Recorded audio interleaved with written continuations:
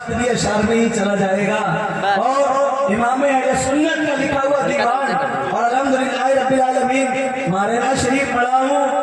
आला हजरत के कलाम के अक्सर अशार को याद नहीं है अल्हम्दुलिल्लाह रब्बिल आलमीन। बस इतना कह देना चाहता हूँ, ऐ रज़ा खुद साहिबे कुरान है मद्दा है हुजूर, बहुत तारीफ की बहुत लिखा।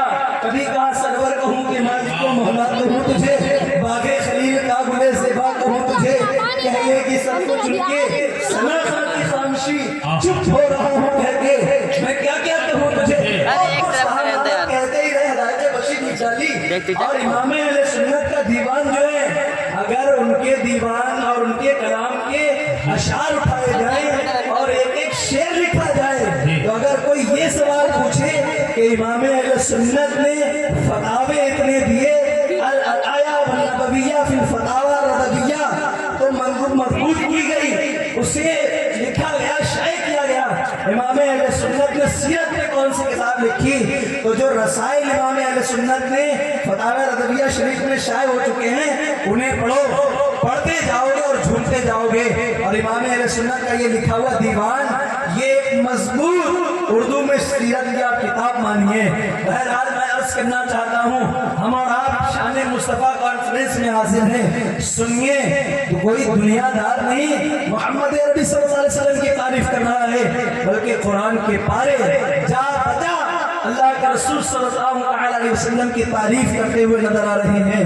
कहीं अल्लाह रब्बुल इज्जत कुरान पाक में इरशाद फरमाता है, मुहम्मदुर रसूलुल्लाह, मुहम्मद अल्लाह के रसूल हैं।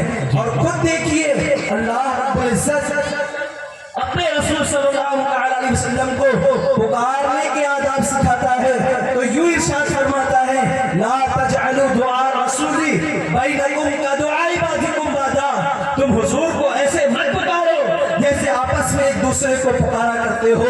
कभी हुजूर के अखलाक़े करीमाना को बताया जाता है, तो इरशाद फरमाया जाता है, व इन्नका लअला खुलुक़िन अज़ीम, हुजूर आप तो बुलंद वाला अखलाक वाले हैं।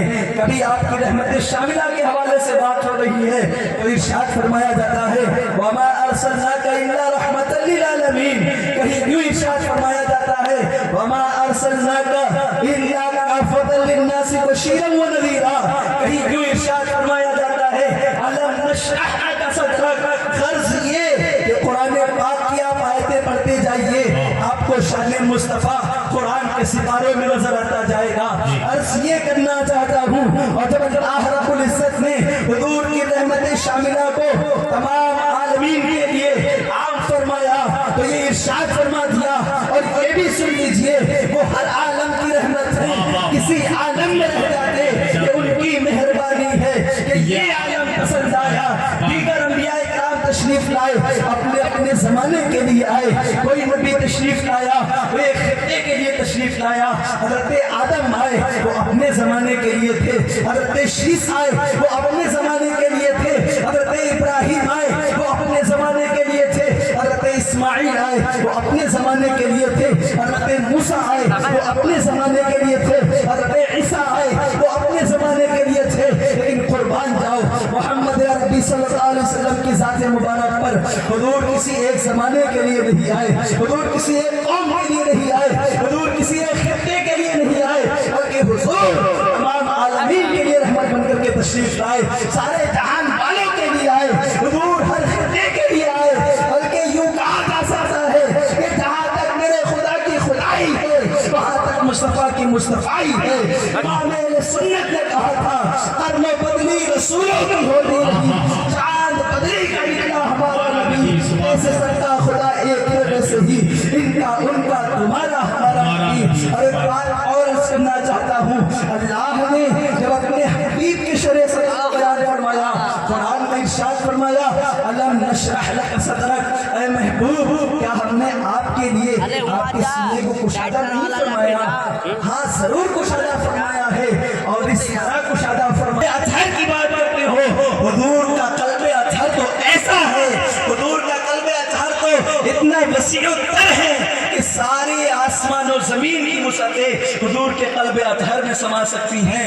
और मैं दूसरे शायर की ज़बान में यूं कह सकता हूँ कि अब मेरी निगाहों में तो जचता नहीं कोई जैसे